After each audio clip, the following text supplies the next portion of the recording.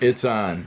Well, my story's not too exciting, but it does sound like the most exciting story of the evening. Yeah. It's not that exciting, but which goes to show we're getting a lot of deer traction. We're getting a lot of deer sign, but we haven't had any great experiences of the big one yet. A chance of a really big one yet. It's been really hot, but I'm in my stand relaxing, and I have it's called a Bigfoot. It's heavy as hell and not easy to put up because it's so damn heavy. But it's got to be over 2 feet by 2 feet. It's huge, and it has a little kick for your feet to put out, a captain's chair, the 2 arm things, and then I have the extra backrest to go with it. So I'm literally I can sit there all day. You got a maid in there? Oh my gosh, yeah. Oh, I have 5 different hangers. I have a bow hanger here, the long one that extends, so it's a total of like 18 inches that extends. I can extend it for my bow. I have one here for my bag. I have my little screw thing for my water. I have one for my hat or my Guys in coat. construction, huh? Yeah, but it's so nice. And then I built the blind up there, you know. So I'm in like 3-4 trees, and then I've been hunting this spot for years, and I put a blind up there, so it's trees all the way around up to here, so nothing can see me. So I'm literally up there like this, and just kind of relaxing, not really expecting nothing, and I hear a little noise, and I look, and there's a deer like 40 yards away. You know what I mean? And I'm like, holy smokes! So I pull the bow off. Get the leather strap around my hand where I grip it on this side. Get all set up, stand up real slow. I'm watching it, and this deer's acting a little spooky. Kind of watching, not looking up at me, but I did just walk through there and put my scent everywhere. So the deer's acting a little spooky, but kind of looking past me. There's something going on past me.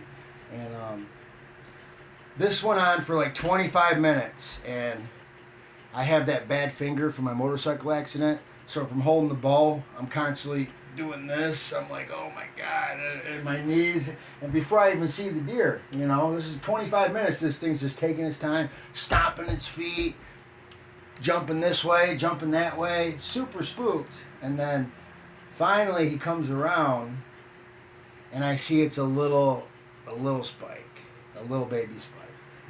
Kind of a bigger yearling, but still a yearling with spike horns, and they're wide. Did they break the skin?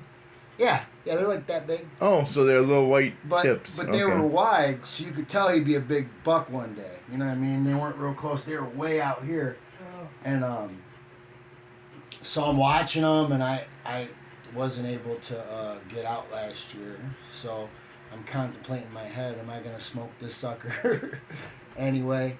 And so I'm watching, and he's coming around this way to go to where I got some scent down, to track deer, and I start hearing noises behind me, like whoosh, whoosh, whoosh. So now my interest is completely on what's over here, you know what I mean? So he comes around, and I got a couple lanes cut out, and he cuts. I mean, this went on now. Now we're talking 30 minutes.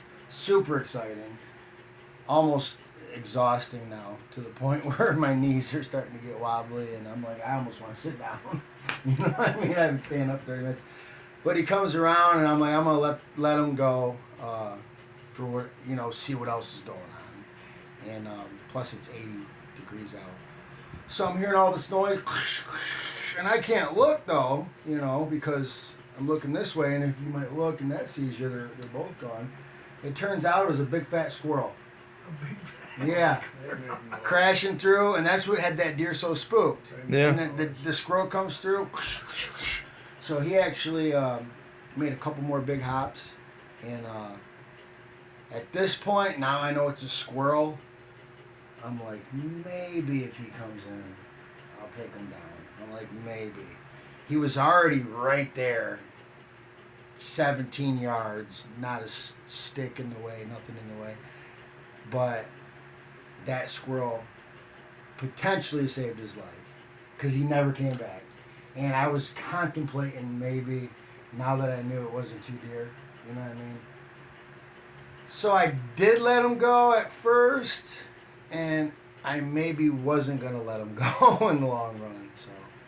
Well, moral of the story is shoot when you can. Well, no, I'm glad I didn't, because that would have been a major pain in the ass tonight with how hot it is. Oh, you ain't kidding. It would have been. Be nice in the morning because then you can bring right straight to the processor. Yeah. And it was a ton of excitement, and it did feel good to let one go. Oh yeah, it's And always exciting to see That squirrel deer. had you going though, didn't it? I thought it was a big one coming in. I actually was in my They mind. make a lot of noise, don't Oh they? my gosh. You close your eyes, just keep listening, you'll distinguish every Yeah. little animal out there. He was pouncing around in You- my mind. I thought it was you a big want buck. this- Yeah, that's good. Just shut the window.